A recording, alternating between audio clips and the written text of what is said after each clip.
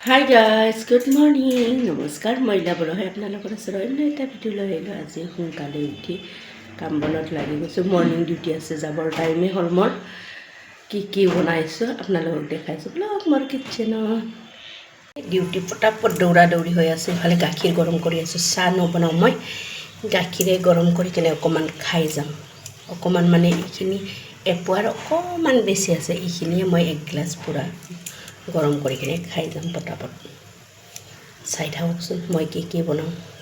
আজিৰ সাজত বনাই আছোঁ মই বেঙেনা ভাজি, বেঙেনা আৰু আলু ভাজি। মই তেল বা পিঁয়াজ, বেঙেনা কাটা, আলু কাটা সেইবিলাক নেদেখালোঁ, ডাইৰেক্ট ভাজিটো বনোৱাৰ পিছত আপোনালোকক দেখাই আছোঁ। অলপ দেৰি হৈ আছে। মই এয়া বেঙেনা আলু ভাজি অকণমান ঢাকি থৈ দিওঁ 10 মিনিটমান।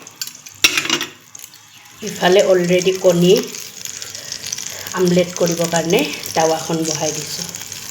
ইফালে দুজন মানুহৰ কাৰণে 2টা হাঁহৰ কণী লৈছোঁ।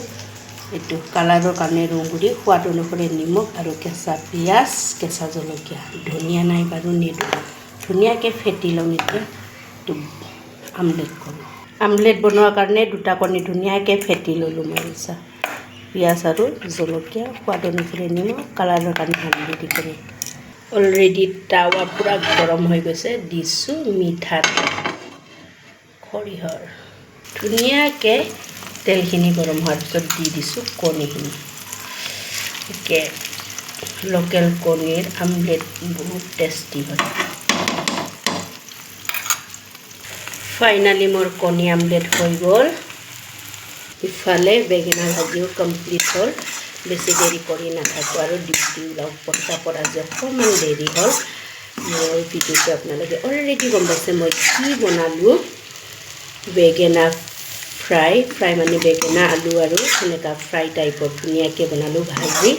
ইফালে কণী আমলেট। আজি এইটো দিয়ে পৰিৱেশন কৰিম। আপোনালোকে যদি মোৰ ভিডিঅ'টো চাই ইণ্টাৰেষ্টিং হয় লাইক কৰিব, কমেণ্ট কৰিব, শ্বেয়াৰ কৰিব। Bye bye.